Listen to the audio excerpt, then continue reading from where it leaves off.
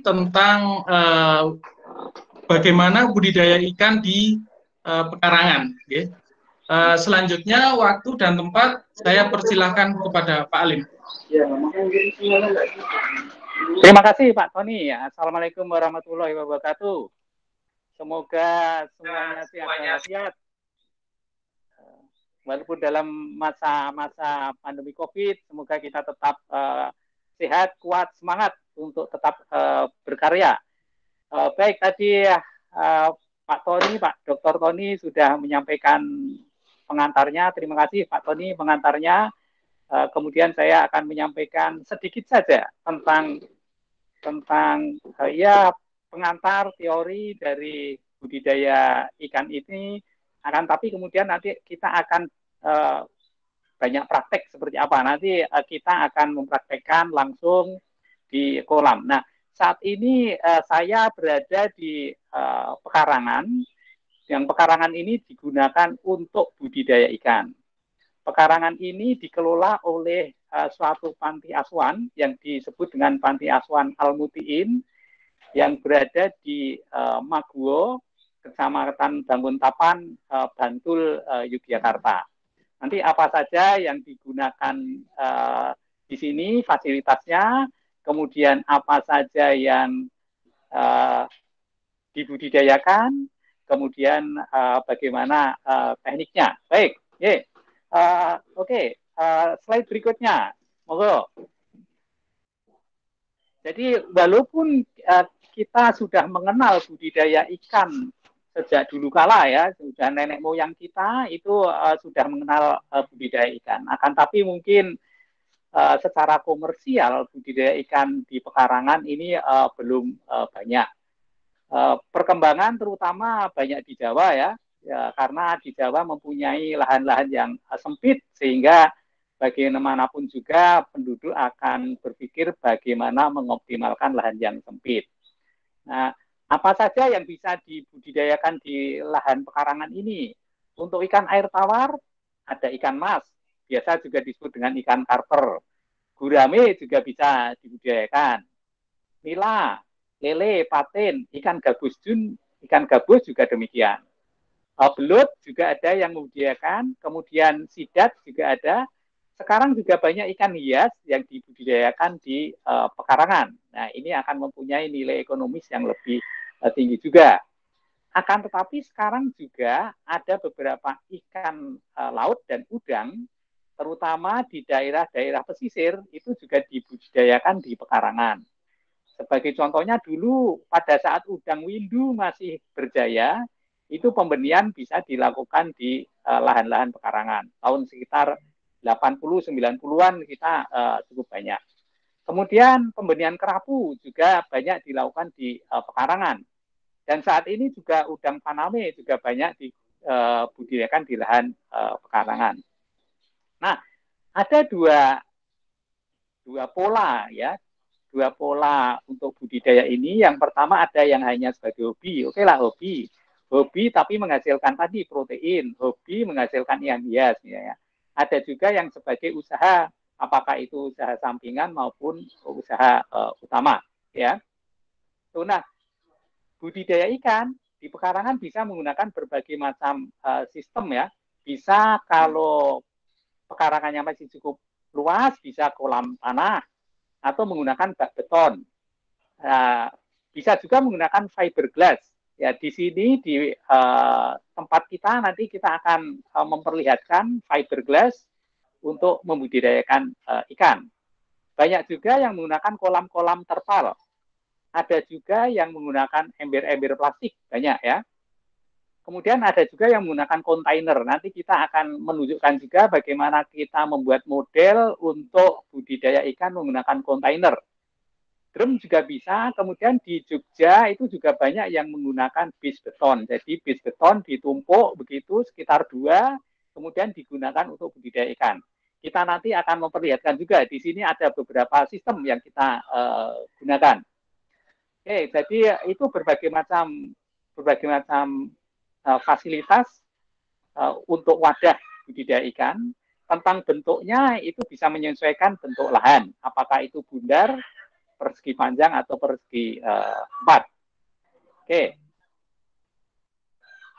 Sebentar, ini kok ada ini ya.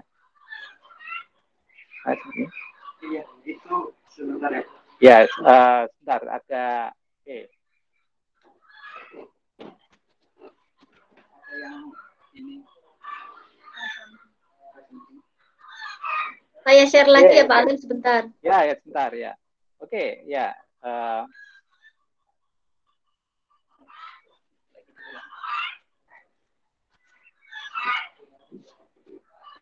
Oke, ini ya. Jadi ini saya banyak memberikan foto-foto saja agar kemudian kita bisa melihat seperti apa. Nah, ini budidaya ikan yang kita lakukan di sini.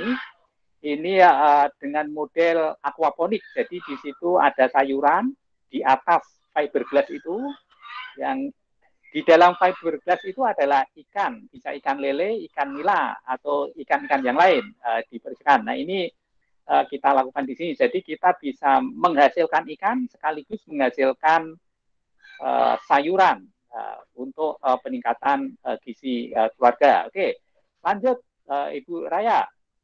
Oke, jadi ini kita di panti asuhan ini ya. Jadi kita berada di suatu lahan yang dikelola oleh panti asuhan, dan kebetulan saya juga menjadi pengurus harian di sini. Lanjut, Mbak.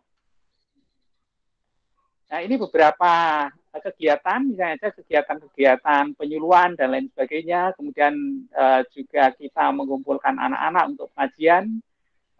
Setiap minggunya ini kita lakukan di panti ini. Oke, lanjut, Mbak. Oke, ini ya pelaksanaan praktek budidaya lele sayuran misalnya saja. Ini ada pada saat menyebar benih, kemudian bagaimana pertumbuhan ikannya dan juga pertumbuhan sayurannya. Kemudian di situ juga ada proses-proses pemanenan. Jadi panen kita lakukan secara bertahap. Apabila sudah ada ikan yang masuk ukuran konsumsi, kita panen. Yang belum, kemudian kita kembalikan lagi untuk mencapai ukuran konsumsi. Lanjut, Pak. Oke, nah ini adalah produk probiotik. Ya, kita menggunakan probiotik semacam ini. Jadi probiotik ini adalah mikroorganisme, terutama bakteri, yang mempunyai manfaat untuk meningkatkan kesehatan ikan. Ya, mungkin bapak-bapak, ibu-ibu juga sering mengkonsumsi probiotik, tapi probiotik yang kita gunakan di sini adalah probiotik untuk ikan. Bisa untuk meningkatkan daya serap pakan, sehingga pakan itu akan terserap lebih baik, pertumbuhan lebih baik, pakan lebih hemat, ya, dalam artian FCR-nya lebih rendah, ya. Atau kemudian bisa juga yang digunakan untuk memperbaiki kualitas air. Jadi kualitas airnya jadi lebih baik. Kalau lele airnya tidak berbau, gitu ya, sehingga ini tidak mencemari lingkungan dan tidak mengganggu lingkungan mengenai baunya.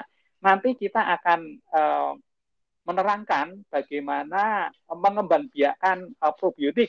Saya sudah menyediakan bahan-bahannya. Nanti apa saja bahan-bahannya setelah slide ini nanti kita akan menerangkan, ya. Dari mungkin nanti apa saja persiapan kolamnya, kemudian sampai ke pembuatan probiotik. Ya. Baik, lanjut. Kita nanti banyak prakteknya saja. Nah, ini tadi juga budidaya sayuran yang ada di tempat kita. Ini salah satu dari model atau bentuk atau wadah yang menggunakan fiberglass. Nanti kita akan memperlihatkan yang model-model yang lain yang ada di sini.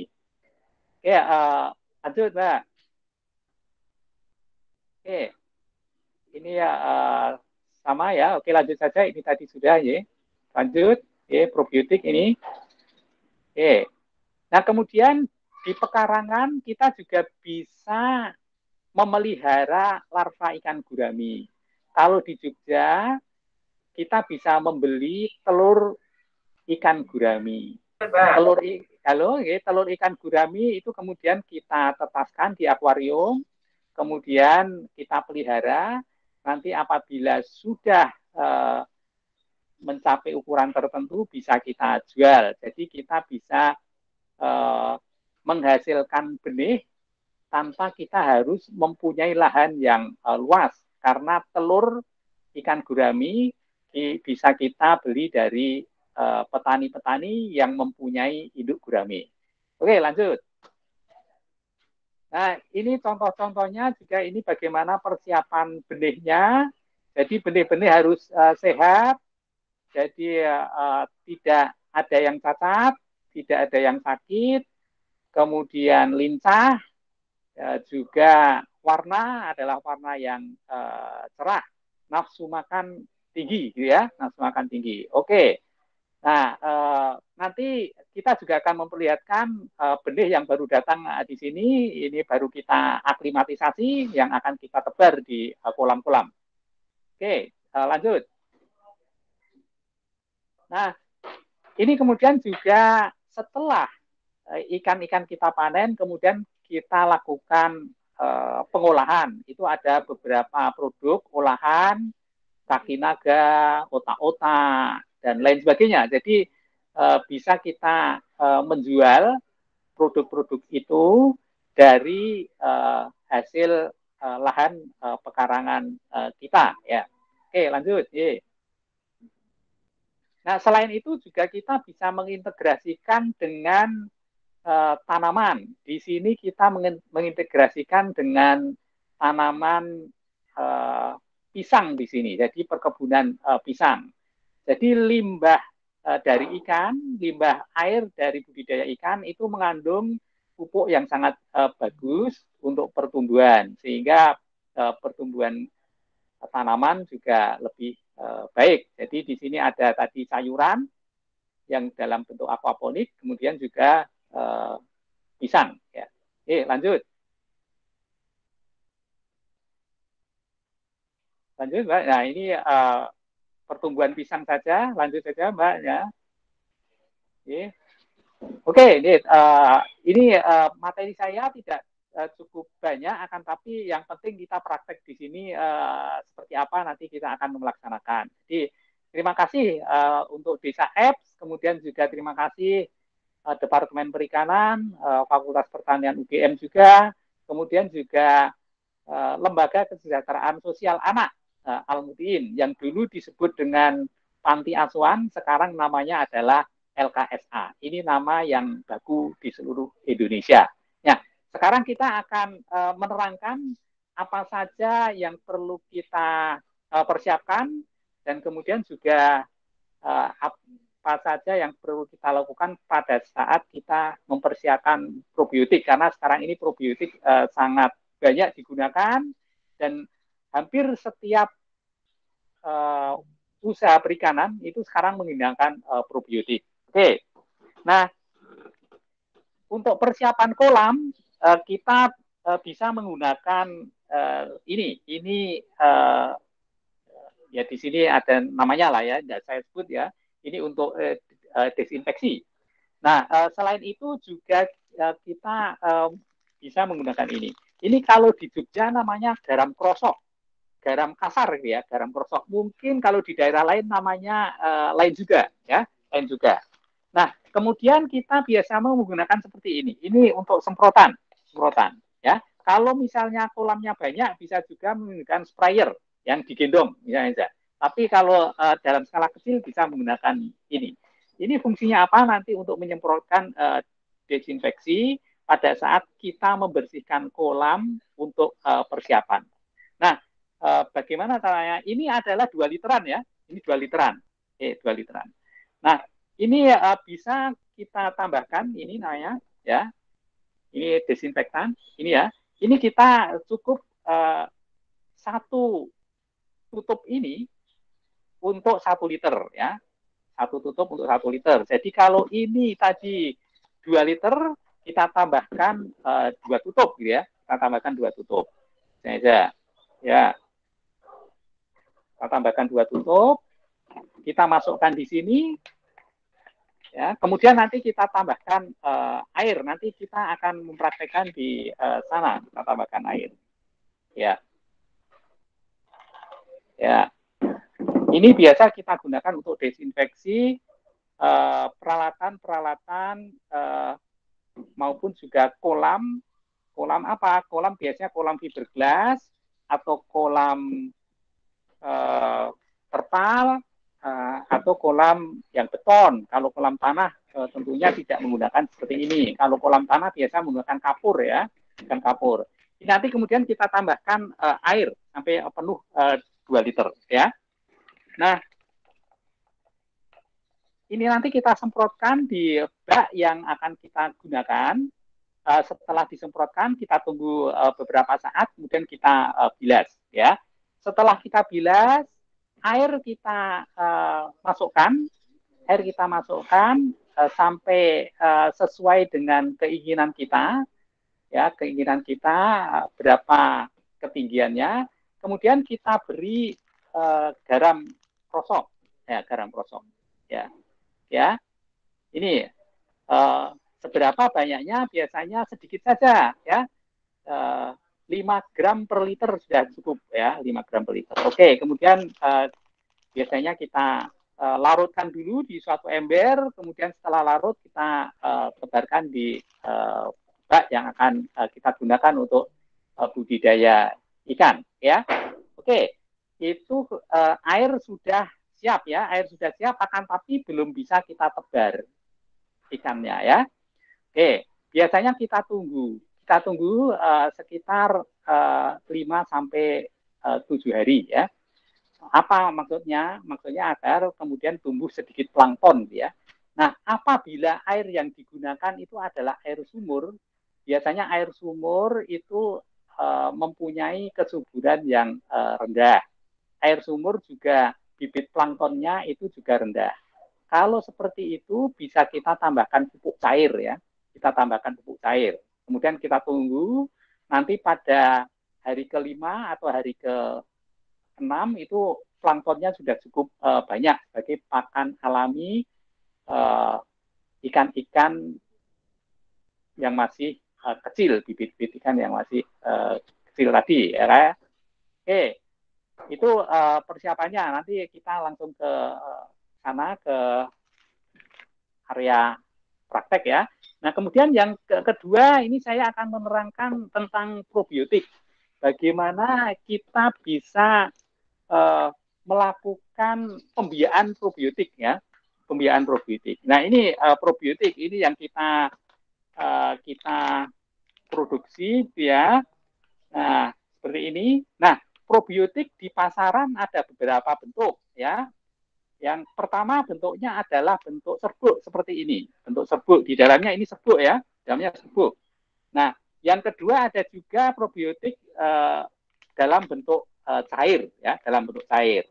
Nah, saya akan menerangkan produk yang ada di sini. Nanti apabila Bapak, Ibu-ibu semua menggunakan probiotik dalam bentuk cair, nanti lihat saja cara pemakaian. Aturannya biasanya ada di situ. Nah, apa yang kita butuhkan ya? Yang kita butuhkan wadah semacam ini. Ini kita sesuaikan dengan kebutuhan probiotik kita ya. Kita sesuaikan ya. Ya. Bisa menggunakan jerigen semacam ini tadi. Kalau kebutuhannya banyak bisa menggunakan tong yang besar ya, atau jerigen yang lebih besar. Yang penting ukurannya adalah jelas ya, ukuran jelas. Nah, apalagi yang dibutuhkan? Yang kita butuhkan adalah ini adalah tepung ikan. Oke, tepung ikan ya. Kemudian yang kita butuhkan juga ini seperti ini namanya molase tetes tebu ini ya. Ini molase atau tetes tebu. Ini bisa kita gunakan. Nah, bagaimana cara membuatnya ya? Bagaimana cara membuatnya? Pertama kita timbang dulu ini tadi tepung ikan ya, tepung ikan. Takarannya adalah 5 gram per liter ya. kalau kita ingin membuat probiotik, kultur probiotik misalnya 1 liter, ini 5 gram. Tinggal mengalihkan, kita nanti akan membuat berapa liter. Kemudian molase. Molase ini sekitar 3 mili gitu ya, 3 mili per liter, sudah cukup ya. 2 sampai 3 mili per liter itu sudah cukup molase. Nah, kalau tidak ada, wah tepung ikan nggak punya, kemudian molase juga nggak ada, ini perlu menggunakan apa gitu ya? Ya bisa diganti dengan yang lain. Kalau misalnya saja tepung ikan tidak ada, kemudian di rumah ternyata ada susu yang sudah kedaluarsa, susu bubuk yang kedaluarsa, atau minta tetangga susu bubuknya kedaluarsa atau tidak. Kalau tidak kedaluarsa, diminum bapak ibu aja ya, jangan ya yang kedaluarsa bisa juga itu ya. Jadi susu bubuk yang kedaluarsa bisa digunakan untuk mengganti tepung ikan kalau tidak ada tepung ikan ya. Nah ini molase bisa kita ganti dengan apa? Dengan gula aja, gula. Bisa dengan gula Jawa, gula pasir juga boleh ya, boleh, itu bisa. Nah, jadi tadi sudah kita takar sesuai yang sudah saya jelaskan tadi, sesuai dengan berapa jumlah volume yang akan kita gunakan. Kemudian kita larutkan. Setelah kita larutkan, kemudian kita rebus dulu, kita didihkan, ya, mendidih selama sekitar 15 menit sudah cukup. Setelah mendidih, kemudian nanti didinginkan, dibiarkan saja dingin. Setelah dingin, kemudian dimasukkan ke wadah terserah nanti wadah yang sesuai dengan volumenya, ya, sesuai dengan kebutuhannya. Nah, ini wadah yang saya gunakan adalah wadah berukuran 5 liter. Kalau di sana di tempat praktek nanti ada wadah yang lebih besar, itu ada 20 liter nanti ya. 20 liter. Ini untuk praktek saja. Nah, setelah tadi media yang sudah kita buat kita masukkan di sini, kemudian probiotik ini kita masukkan seberapa banyak? Cukup setengah gram saja, setengah gram per liter ya, setengah gram per liter sudah cukup.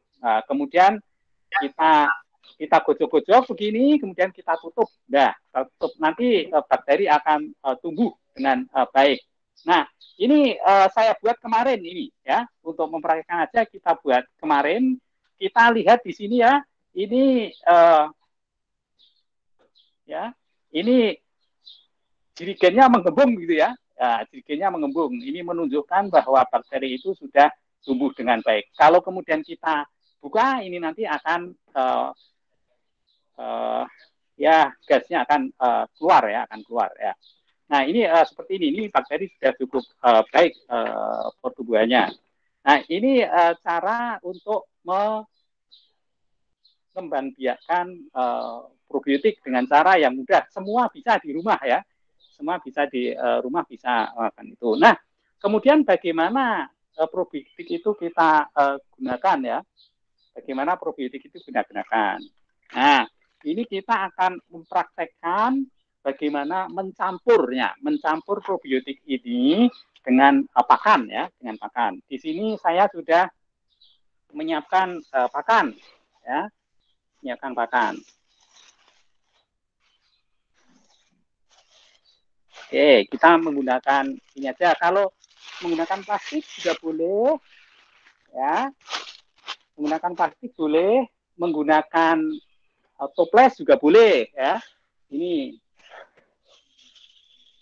ya, tadi ada 5 kg ini, tapi kita prakteknya tidak usah 5 kg, sedikit saja ya. Ini ini 1 kg sekitar ya, ini sekitar 1 kg.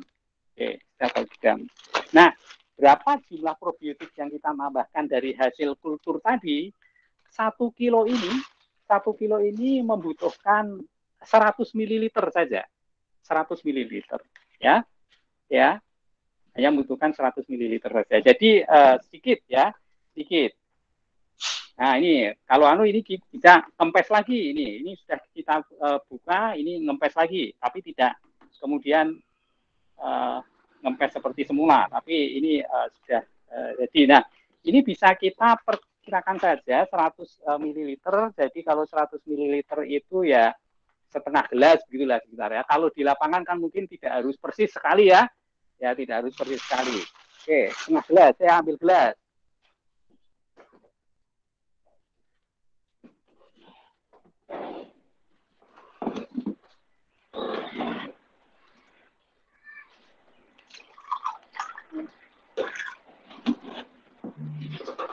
Oke, ini kemudian sedikit demi sedikit kita tambahkan.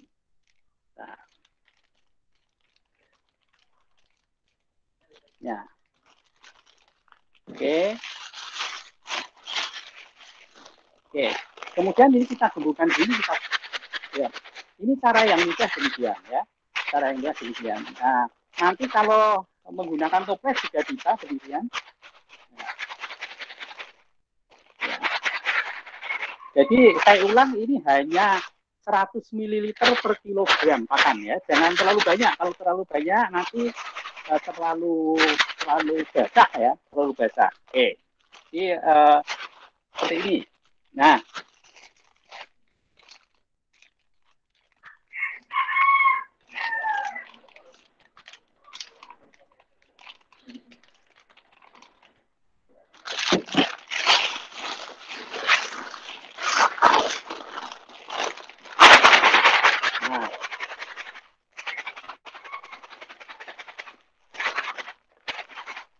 Baik, ini biasanya dengan volume itu bisa terserap dengan baik oleh si pelet ya, dengan baik oleh si pelet. Nah, ini berarti sudah pelet yang sudah mengandung probiotik ini, sudah mengandung probiotik di sini.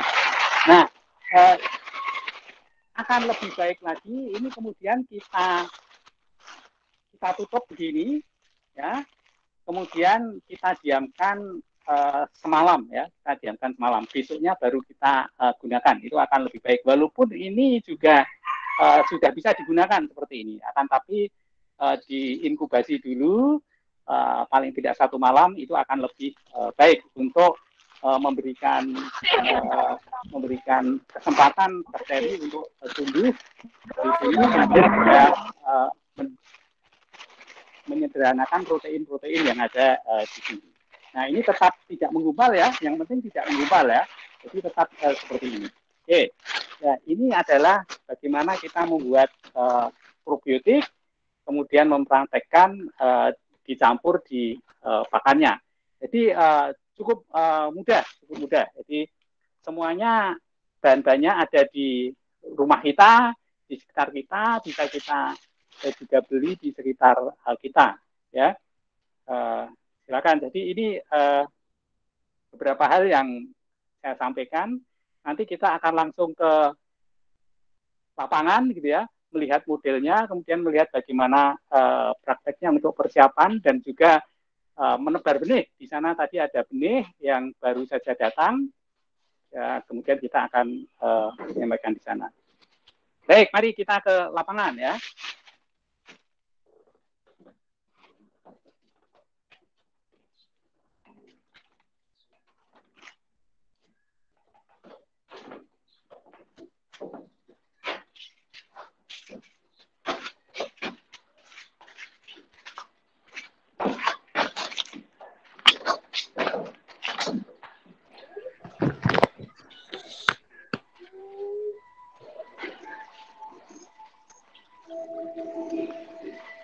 Oke, ini salah satu model dari budidaya ikan yang menggunakan kontainer, gitu ya.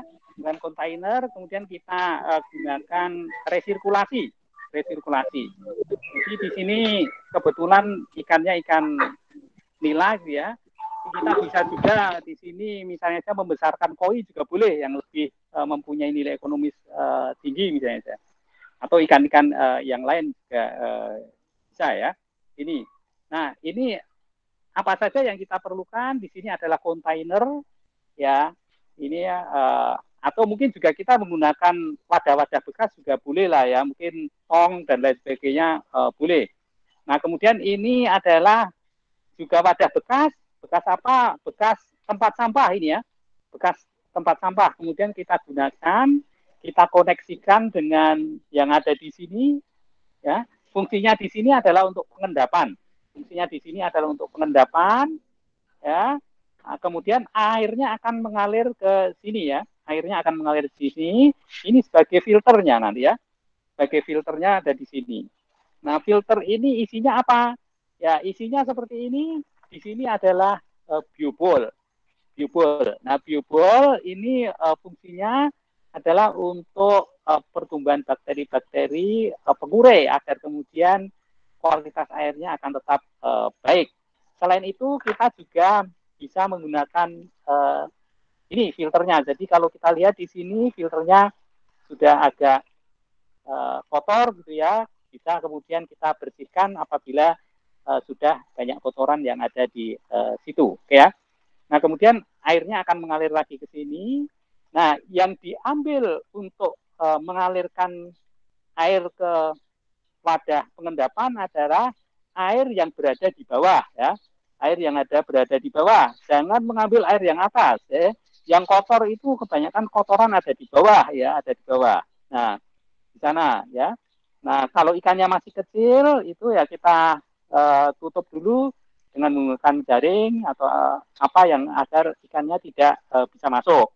Nah, kemudian masuk lagi ke sini. Jadi ini terus-menerus demikian resirkulasi, bisa kemudian kita beri probiotik juga. Probiotik tadi untuk pakan ikan nilainya atau juga probiotik untuk yang ada di filter di sini. Jadi ini bentuk resirkulasi. Ini seperti ini bisa kita lakukan secara skala kecil untuk ikan nila, lele, gurame, kemudian juga bisa ikan koi. Kita membeli ikan koi yang masih kecil, kemudian setelah agak lebih besar, kemudian kita jual. Nanti akan mendapatkan keuntungan yang lumayan, ya, yang lumayan. Oke, jadi ini salah satu model, ya. Model yang lain di sini kita melihat ada ini piston. Kalau di Yogyakarta sekarang terutama di kota Yogyakarta sekarang banyak budidaya ikan lele di piston semacam ini. Nah, ini kalau di Yogyakarta digunakan untuk budidaya ikan lele, kemudian di pinggirnya itu tanam sayuran, sehingga itu merupakan sistem aquaponik. Nah, di sini apa yang bisa kita lihat? Coba kita buka sedikit, ya. Kita buka. Nah, kelihatan nggak, Mas?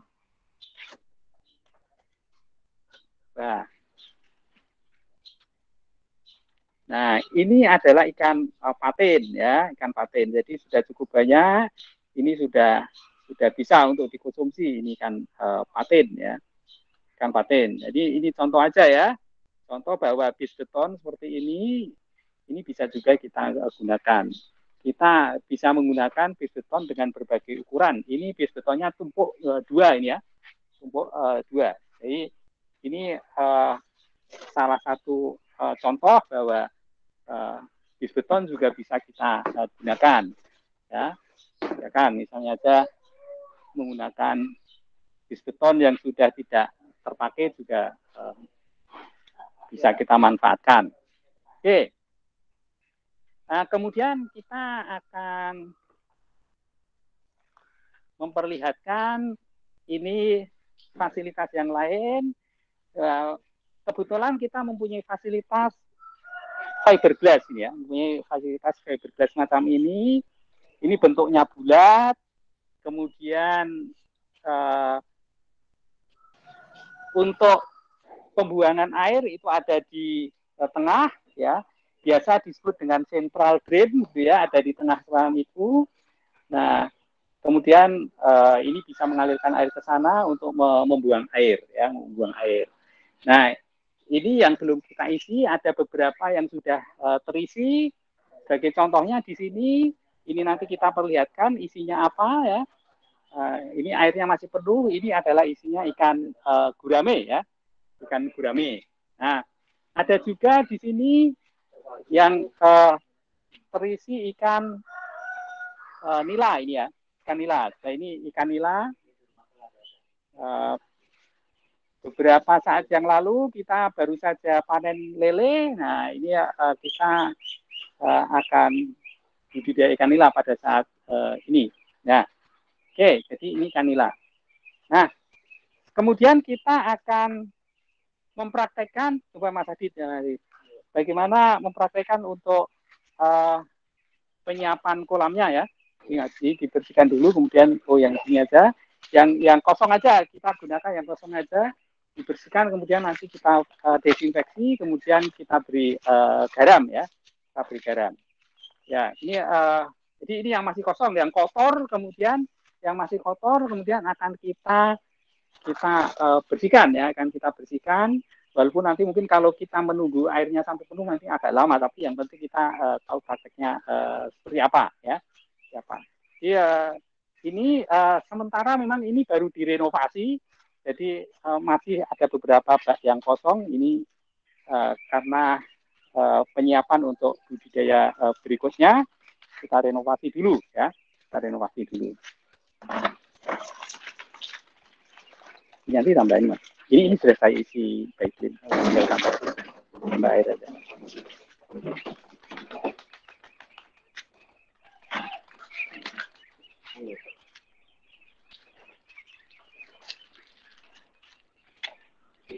Oke, jadi ini pekarangan-pekarangan seperti ini bisa kita manfaatkan secara optimal untuk budidaya ikan. Kemudian ternak juga cukup banyak di sini.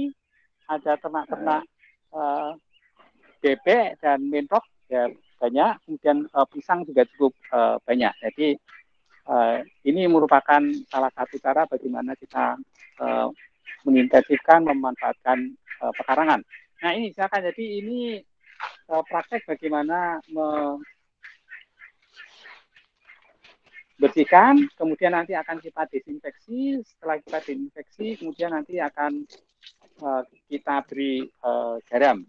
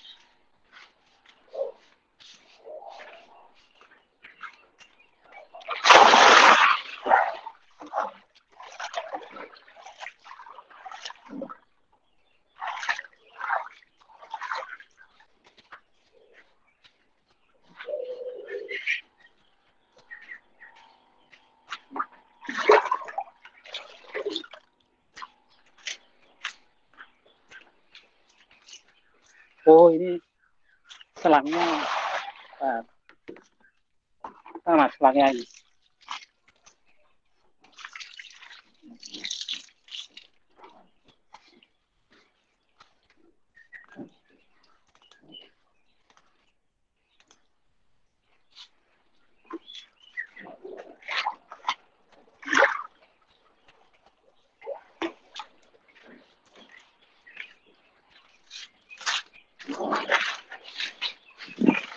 Baik, ini sambil menunggu mungkin ya, ini sudah akan bersih. Ini kemudian kita siapkan ini untuk tadi desinfeksi yang tadi sudah kita beri Daiklin gitu. Jadi apa kelebihan fiberglass ini selain kuat, kemudian juga mudah untuk membersihkan, mudah untuk mengendalikan hama penyakit yang ada di sini, mudah sekali. Nah, kita lihat coba ini sudah bersih, kemudian ini kita masukkan, ya, bentar, airnya terputus. Airnya terputus. Ya, terputus. Ya, udah ini yang dulu. Ini. Ya.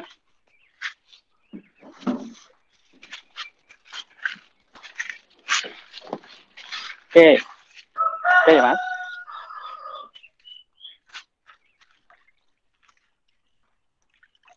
Ya, itu kita beri desinfeksi, kemudian kita semprot saja, kita diamkan beberapa saat, kemudian nanti akan kita bilas ya, kita bilas ya. Oke.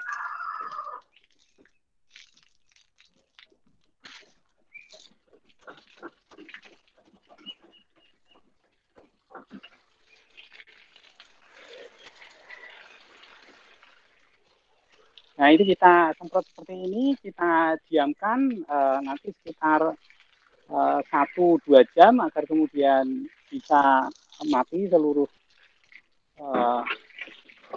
bibit penyakit. Mungkin ada mikroorganisme yang menimbulkan penyakit bisa terbunuh.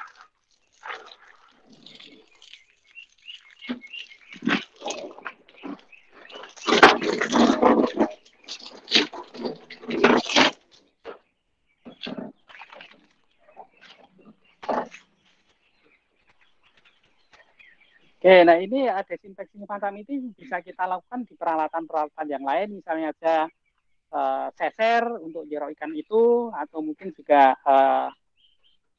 peralatan aerasi juga bisa kita desinfeksi semacam ini. Oke, ini terima kasih Mas Adit. Ya, cukup ya. Jadi ini kemudian setelah kita desinfeksi, kemudian kita diamkan dulu agar kemudian desinfektan itu bisa bekerja dengan baik di sini. Ya. Nanti kalau sudah kita diamkan beberapa saat, baru kita lakukan pembilasan ya, pembilasan. Oke, nah jadi setelah kita desinfeksi semacam ini, sudah kita bilas, air kemudian kita masukkan nantinya. Sekarang belum bisa kita masukkan karena baru saja kita desinfeksi ya.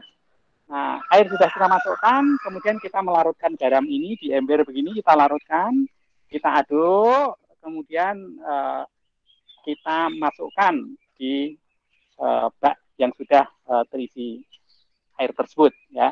Jadi itu adalah proses penyiapannya. Nah, nanti kemudian setelah itu kita tunggu dulu di beberapa saat, yaitu sekitar 5-7 hari agar kemudian tumbuh plankton ya. Ya, ada. Nah, sekarang kita akan memperlihatkan benih yang akan kita tebar. Jadi ada beberapa benih yang sudah kita tebar, tapi ini untuk memperlihatkan bagaimana menebar benih.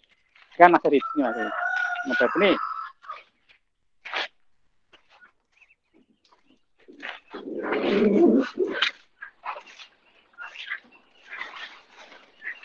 Ini kalau kita lihat, ya, airnya sudah agak hijau-hijau dikit gitu ya. Ini sudah ada planktonnya. Nah, ini kemudian ini sudah kita aklimatisasinya diamkan aja di sini seperti ini beberapa saat. Setelah suhu air yang ada di dalam plastik dan suhu air yang ada di kolam itu sama, kemudian kita tebarnya secara hati-hati, gitu. Secara hati-hati. Nah, sebaiknya juga dia biasanya kalau sehat itu kemudian bisa keluar dengan sendirinya, ya, walaupun tidak kita tabur begitu, kita paksa dia akan keluar dengan sendirinya.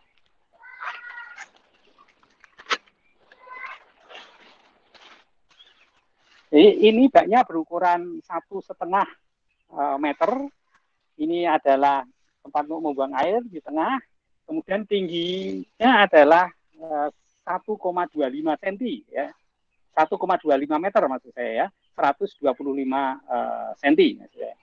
Nah, ini seperti ini. Nah, kemudian bagaimana bangunannya kita buat paranet, akan tapi baru direnovasi ini paranetnya kita ganti paranet karena paranetnya sudah berumur berapa? 3 tahun ya kita. Sudah berumur 3 tahun sehingga ini akan kita ganti paranet yang baru ya. Yang baru.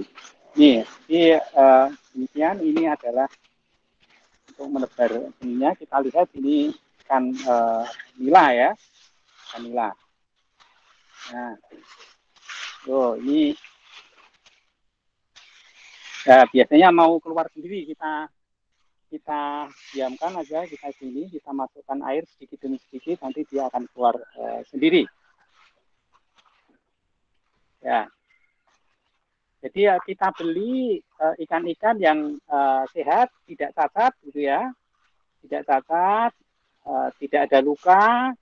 Kemudian nafsu makan di tempat pembelian juga baik, usahakan juga ikan-ikan tersebut mempunyai ukuran yang seragam ya, ukuran yang seragam, agar kemudian nanti pertumbuhannya tidak berbeda jauh antar individu ya. Ini demikian. Nah ini biasanya dia kalau sehat seperti ini dia akan keluar dengan sendirinya ya, dia akan keluar dengan sendirinya walaupun tidak kita kuasa. Ya, kita bantu. Ya, nanti. Nah, demikian ini proses menebar benih yang airnya sudah kita tampung beberapa saat yang lalu. Jadi tadi hanya mempraktekkan untuk membersihkan bak, akan tapi kita menebarnya di bak yang sudah kita siapkan. Ya, yang sudah kita siapkan. Oke. Nah, kita juga akan memperlihatkan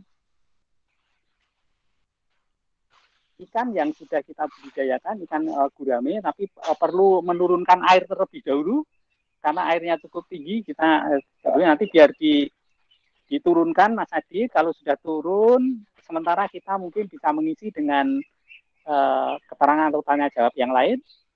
Ya, kemudian nanti kalau airnya sudah turun, nanti kita kembali lagi ke sini. Ya. Mari, kita gimana? Di mana Mas ini Mas akhirnya? Nah, ini contohnya probiotik yang kita gunakan. Kalau tadi hanya ukurannya adalah 5 liter tadi yang saya jelaskan, di sini ukurannya sekitar 20 liter ya. Ini 20 liter, ini probiotik yang kita gunakan ya. Ya, kita gunakan.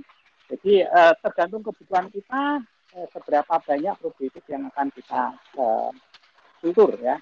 Gitu. Ya, ya, mana? Enggak mana? Enggak. Ya. Enggak usah, asal ikannya kelihatan. Nah, ini nanti saya akan memperlihatkan ikannya, tangan tadi biar diturunkan dulu airnya, ya. Biar diturunkan dulu. Oke.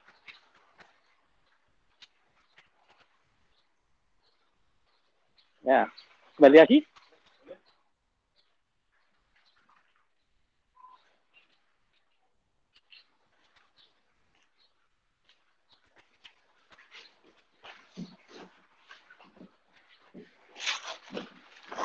Coba dites Mas ini sudah mau makan belum?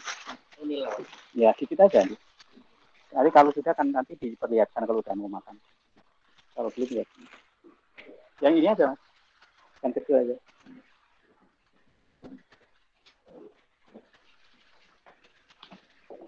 Sudah berapa menit? Setengah jam. 1 jam. Ya.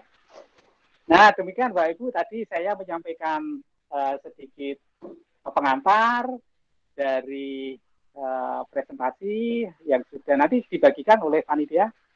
kemudian kita sudah melihat fasilitasnya, kemudian bagaimana proses budidaya ikannya. Nanti kita akan kembali lagi ke sana untuk melihat ikan yang dibudidayakan beberapa waktu yang lalu, ya, ikan gurame, ya, ikan gurame. Oke, nah monggo ini sementara dari saya cukupkan sekian dulu. Saya kembalikan kepada Bapak Dr. Tony ini. Halo Bapak Dr. Tony. Oh iya, terima kasih Pak Alim, cukup inspiratif sekali. Jadi terima kasih banyak atas informasinya, semoga dapat menginspirasi sobat desa yang ada di rumah. Jadi setelah pemaparan tadi, ternyata banyak jenis spesies ikan yang bisa dibudidayakan di rumah gitu. Jadi kita tadi sudah melihat ada gurami, kemudian ada ikan patin, ada ikan nila, dan ada ikan lele juga gitu ya. Dan ternyata untuk budidaya yang namanya diversifikasi itu sangat penting sekali gitu ya Pak. Jadi ada yang ikan-ikan, jadi tidak menutup kemungkinan hanya di ikan-ikan tawar saja, tetapi ikan kerapu dan faname sudah mulai menjadi produk untuk diversifikasi produk perikanan. Kemudian tentang penjelasan pembuatan probiotik tadi juga sangat inspiratif ya, merupakan praktis ya, ilmu praktis gitu. Jadi merupakan inovasi juga. Kemudian tadi juga kita sudah melihat kontainer resirkulasi. Jadi kontainer resirkulasi itu di sini memutar air, gitu ya Pak, gitu, memutar air. Kemudian yang paling penting di situ adalah adanya filter biopol tadi yang disampaikan oleh Pak Alim, gitu. Kemudian juga kita melihat bagaimana proses aklimatisasi benih sebelum dimasukkan ke dalam bak. Jadi tadi kita sempat melihat juga proses-prosesnya. Sangat menarik sekali Pak Alim. Kemudian langsung saja kita masuk ke sesi selanjutnya, yaitu sesi diskusi interaktif. Saya informasikan kembali bagi sobat desa yang ingin bertanya, silakan menuliskan nama, asal atau institusi di kolom chat Google Meet. Kemudian nanti saya akan mempersilahkan untuk mengajukan pertanyaan dengan meng-unmute atau menekan tombol mikrofon. Ini saya sudah ada beberapa penanya, gitu ya. Jadi untuk penanya yang pertama kita beri kesempatan untuk Pak Nasrudin dari Kabupaten Bantaeng, Sulawesi. Apakah bisa mengaktifkan mikrofonnya? Silakan, kami beri kesempatan untuk mengajukan pertanyaan. Oke, ya. Makasih, Ya, silakan Pak Nasrudin. Ya. Asal bisa di. Iya, asal dulu. Nasrudin, silakan bisa mengaktifkan. Baik, sambil menunggu Pak Nasrudin atau penanya selanjutnya, jadi ini tadi ada yang bertanya juga begitu. Jadi atas nama, bentar saya lihat ini. Bentar ya, saya lihat dulu yang daftar bertanya.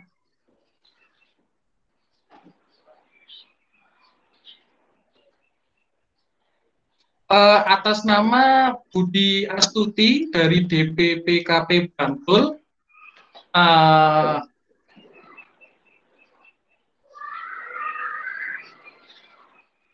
silakan untuk mengaktifkan mikrofonnya, Ibu Budi Astuti.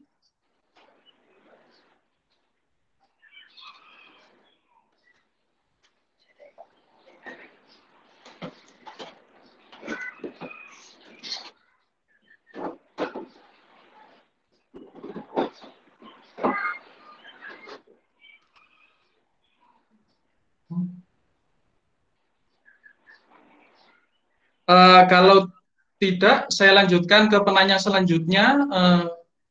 Saudara Muhammad Fadli dari Kutai Kartanegara, silakan bila ada yang ingin disampaikan pertanyaan. Baik, Pak. Ya, Bismillahirrahmanirrahim. Assalamualaikum warahmatullahi wabarakatuh. Dan Waalaikumsalam. selamat siang. Terima kasih Pak Alim, ilmunya luar biasa, perspektif. Mudah-mudahan nanti kami bisa coba-coba di sini. Ya, Kami terima kasih, backgroundnya pertanian, Pak. Makanya ya. sama sekali agak kurang kaitan dengan perikanan. Oh, iya, Pertanyaan iya. kami, Pak, yang pertama, untuk volume kolam dengan populasi itu seperti apa hitungannya, Pak? Oh, Misalnya iya, punya iya, kolam ukuran iya, berapa yang iya, harus iya, ditebar.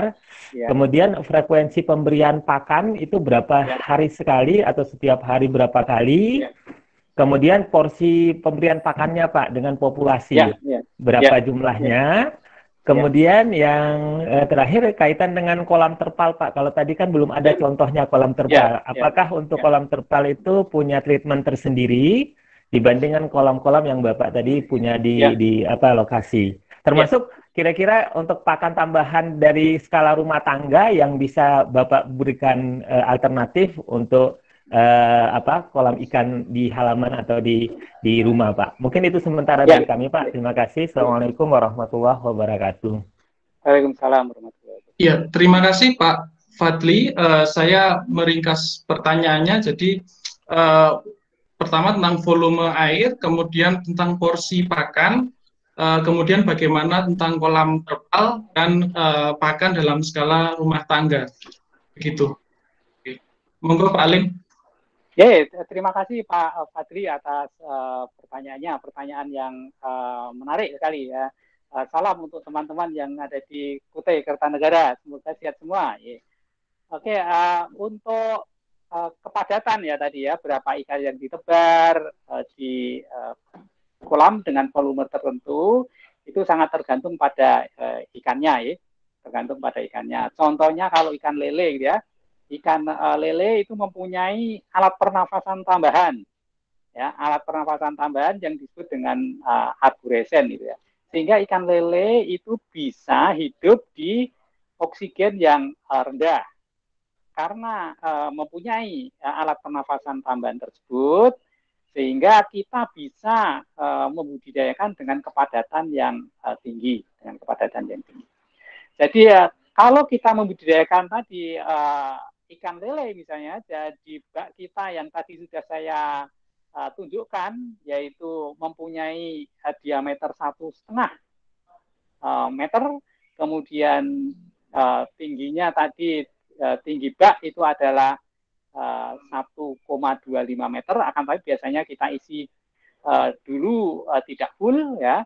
Biasanya kita isi 50 cm dulu untuk ikan-ikan lele yang masih kecil, kemudian nanti step by step secara bertahap kita naikkan. Nah, kita bisa mengisi kolam tersebut dengan jumlah ikan lele sekitar 1.000 ekor ya, 1.000 ekor. Itu intensif gitu ya.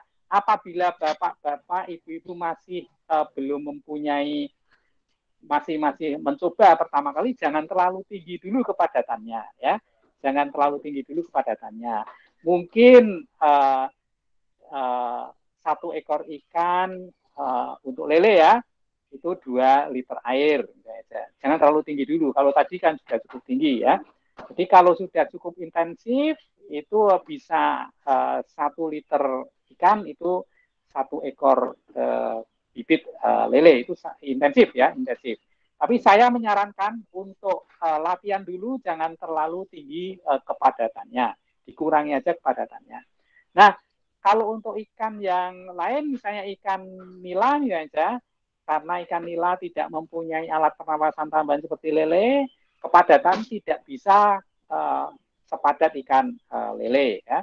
Biasanya kita menebar itu sekitar 1 ekor ikan untuk nila biasanya membutuhkan ya, kita perhitungkan dengan 3 sampai 4 liter air ya. Jadi nanti mohon diperhitungkan sendiri kita mempunyai ukuran berapa sehingga bisa kita perhitungkan ya.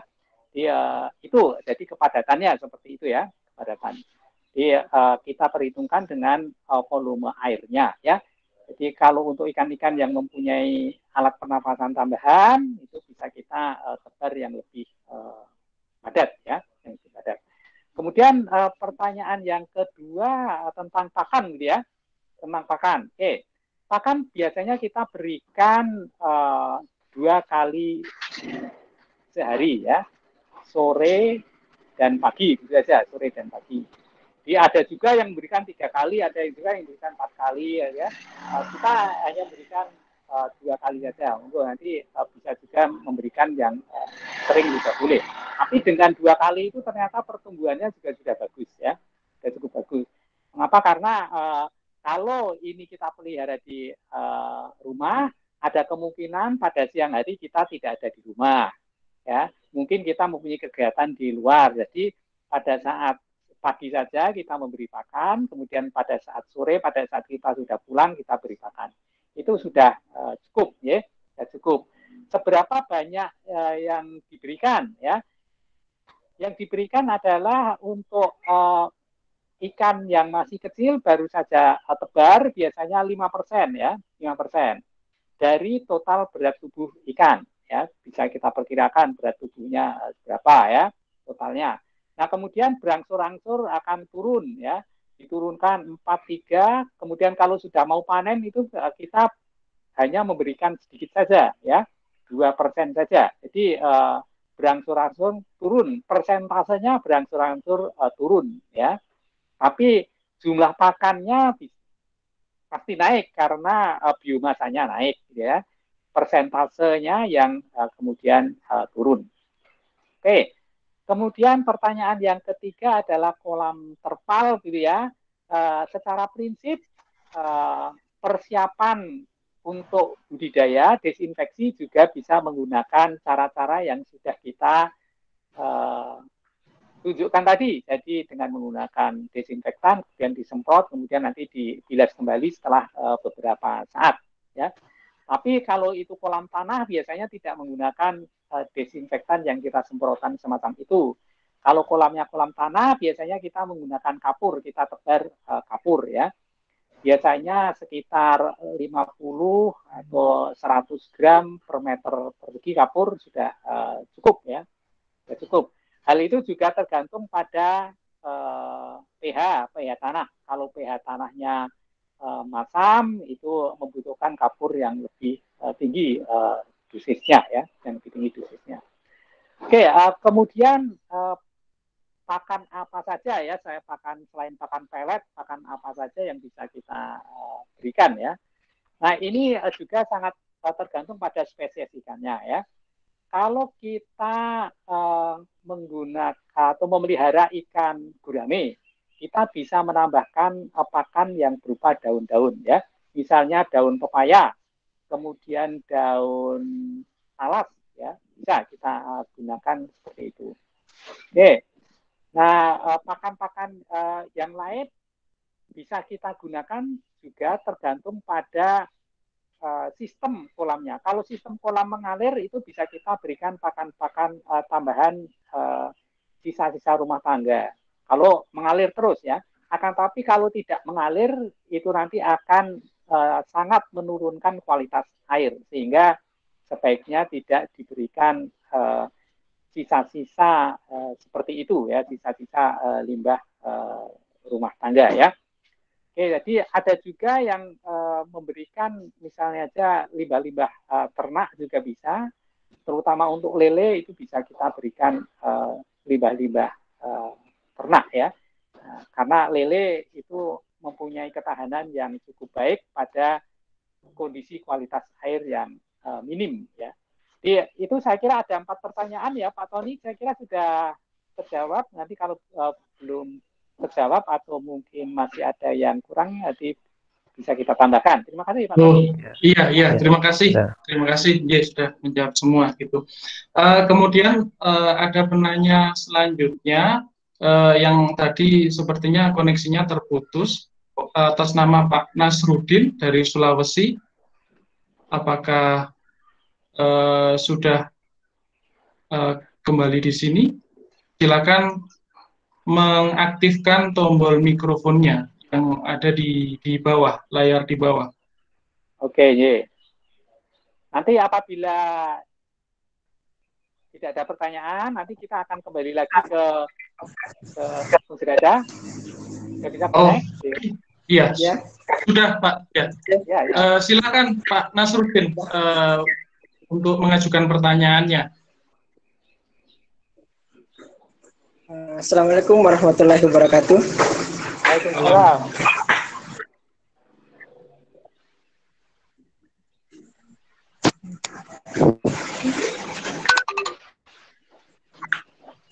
Halo. Pertanyaan saya itu, saya pernah kan memelihara ikan lele, terus beberapa bulan yang lalu itu mati semua. Nggak tahu kendalanya apa, masalahnya apa, mungkin airnya atau apanya. Terus yang kedua, pertanyaan saya, misalnya kalau kita mau mulai budidaya ikan lele pakai baskom, kira-kira ukuran yang bagus itu seperti apa?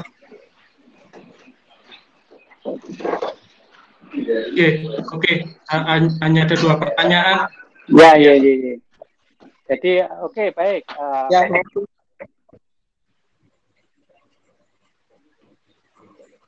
Halo, Ye. Sudah, Ye.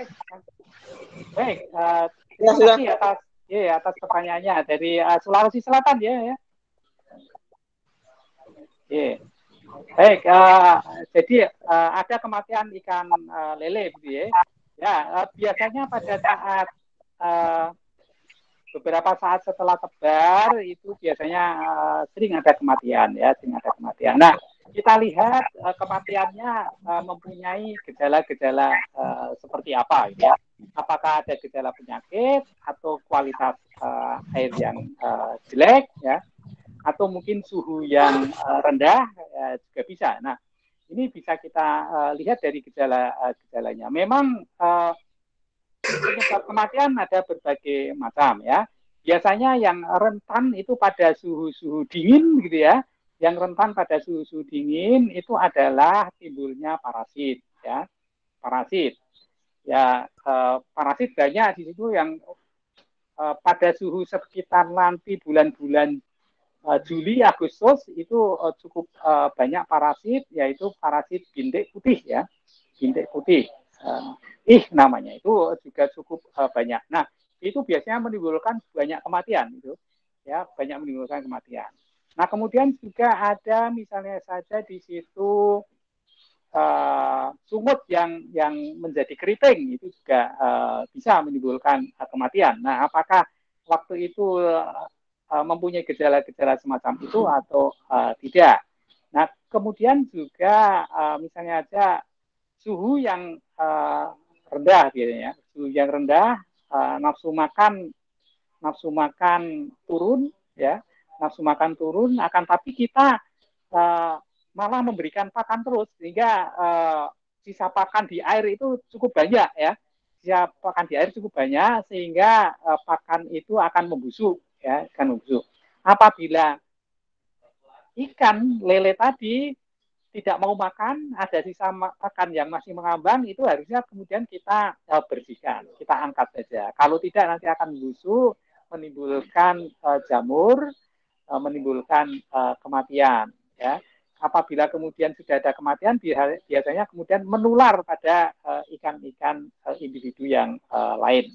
Nah, itu memang sering terjadi demikian. Kemudian juga banyak ikan lele yang biasanya menggantung, gitu ya. Menggantung itu juga banyak menimbulkan kematian. Itu bisa berbagai macam sebab, bisa karena bakteri, kemudian juga tadi parasit, yang parasit itu menyerang insang, gitu ya. Kemudian insangnya tidak berfungsi, sehingga dia berusaha mengambil oksigen selalu dari permukaan air, hingga menggantung. Itu juga nanti kalau parasitnya sudah cukup banyak di tubuh, kemudian juga di insang, itu sulit untuk disembuhkan, ya. Sulit untuk disembuhkan. Itu apa namanya tadi, ya, penyebab kematian. Kemudian kalau menggunakan wadah seperti apa, gitu ya. Nah, Untuk lele tadi bisa menggunakan berbagai macam wadah. Tadi misalnya kontainer yang kita tunjukkan tadi mempunyai volume sekitar 200 liter ya. 200 liter itu bisa kita gunakan untuk budidaya lele juga. Ada juga ember-ember yang cukup besar gitu ya, yang mempunyai volume 80 atau 100 liter. Itu bisa juga kita gunakan untuk budidaya lele ya, budidaya lele. Jadi kalau tadi mempunyai volume 100 liter ya, jadi air yang bisa kita tampung itu 100 liter, ya lele yang kita bisa tebar ya antara 50 sampai 100 ekor gitu ya. Jangan terlalu padat. 100 ekor sudah cukup padat ya, sudah cukup padat. Karena masih latihan, jangan tinggi-tinggi dulu. Jadi kalau sudah kemudian punya pengalaman, kemudian bisa kita tingkatkan kepadatannya ya. Nah, demikian itu saya kira sudah menjawab ya.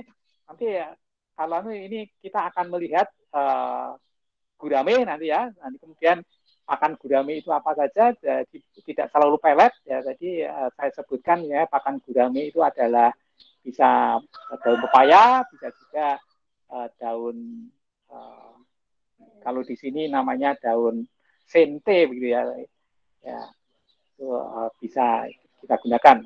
Jadi cukup banyak daun-daun yang bisa kita gunakan untuk pakan ya. Oke Mas, Pak Tony, monggo. Oke, Pak Alim. Apakah Pak Alim akan kembali lagi ke melihat balik lagi? Ini karena masih ada beberapa pertanyaan gitu. Ya. Nanti mungkin untuk gitu, bagaimana? Maksud saya untuk menyelesaikan termin pertama ini saya beri 3 orang penanya. Ini sudah ada 2 penanya. Maksud saya tambahkan 1 lagi pertanyaan dan saya informasikan untuk Bapak Ibu sobat desa, karena ini pesertanya sangat banyak sekali gitu ya. Jadi untuk pertanyaan yang melalui chat, yang saya utamakan adalah yang menuliskan nama dan instansinya. Jadi tidak menuliskan pertanyaan di kolom chat karena jumlah pesertanya sangat banyak sekali gitu. Baik, saya tambahkan 1 lagi penanya, Pak Alim, sebelum nanti kita kembali lagi begitu. Ini ada penanya atas nama Ngafia dari Wonosobo. Apakah bisa untuk mengaktifkan mikrofonnya? Silakan, kami beri kesempatan untuk bertanya. Ibu Ngafia dari Wonosobo. Ya, halo, assalamualaikum. Waalaikumsalam. Waalaikumsalam. Terima kasih atas waktunya.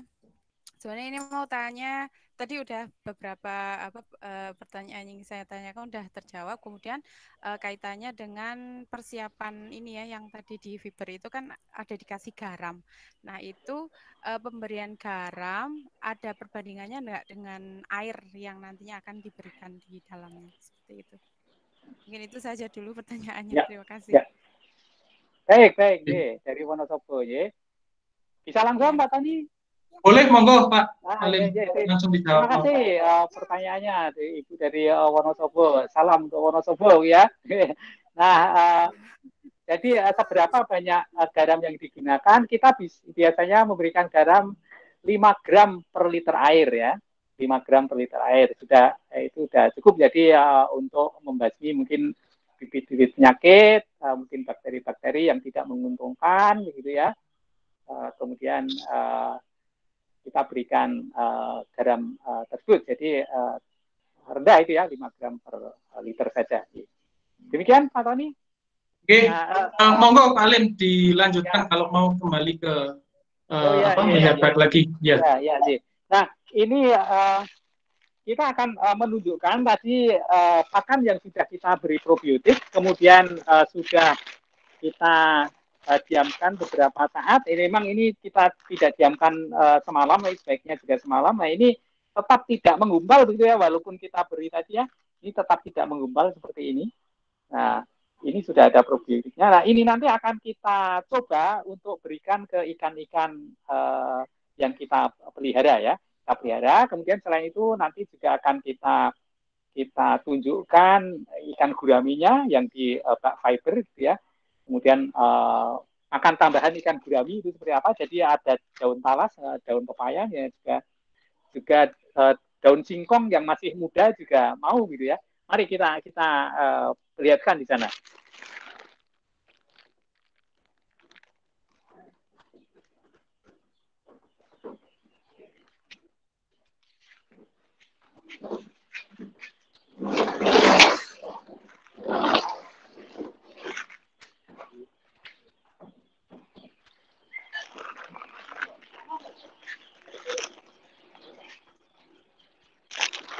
Saya cari ada, ini. Nah, ini kalau kita lihat misalnya ya, ini sudah mau makan kalau ya, ini sudah mau makan itu, kita berikan aja sedikit demi sedikit. Ini tadi adalah pellet yang kita beri tadi ya, kita beri probiotik ini ya, kita beri probiotik. Nah, jadi sudah lahap, jadi dia cukup sehat ya, sehat ya. Ya, sedikit. Oke. Nah, kemudian ini kita akan melihat ikannya, gitu ya. Ikannya ini tadi sudah kita bisa Mas ya.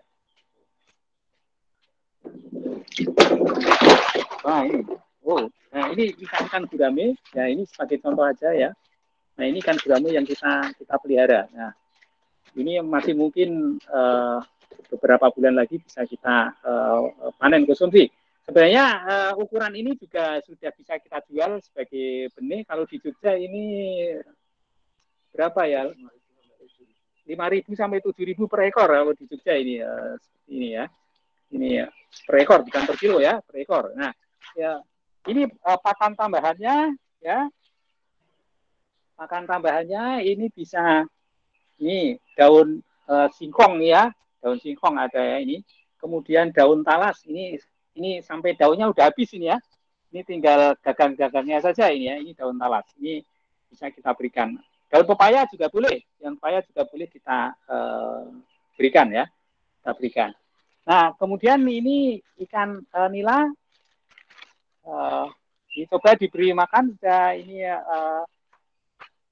kira ini juga sudah responsif gitu ya. Jadi ini juga planktonnya cukup bagus, jadi warna airnya cukup hijau. Nah, sebaiknya memang warna airnya seperti ini agar nah, tidak cukup responsif. Ya, jadi ini untuk nilainya. Jadi kita sudah menunjukkan tadi ya ikan guraminya dan juga bagaimana memberikan pakan yang sudah mengandung probiotik. Walaupun tadi saya menyampaikan kalau bisa diperam dulu 1 malam paling tidak itu akan lebih baik agar kemudian proteinnya bisa terserap lebih baik oleh pencernaan ikan. Nah, demikian nanti monggo kalau masih ada pertanyaan juga bisa sambil di lapangan ini bisa kan ya? Boleh, ya, boleh. Ya, sambil di lapangan ini bisa, silakan ya. Boleh saya buka untuk termin kedua, Pak, pertanyaan ya, mungkin dari 3 orang. Ya, boleh? Mungkin dengan melihat di lapangan begini mungkin inspirasinya lebih banyak untuk bertanya. Betul. Sebetulnya banyak sekali pertanyaan Pak. Jadi namanya gitu. Tapi ini saya ada 3 orang penanya. Pak Tony dari Solo, kemudian Urai Suci dari Pontianak, dan Kurnia Dewi dari Sleman. Saya persilahkan Pak Tony dari Solo untuk menyampaikan pertanyaannya. Kemudian untuk 2 penanya selanjutnya supaya bersiap gitu ya. Jadi nanti ketika penanya pertama sudah selesai, nanti bisa dilanjutkan ke penanya kedua, Urai Suci dan Kurnia Dewi. Silakan Pak Fatoni dari Solo.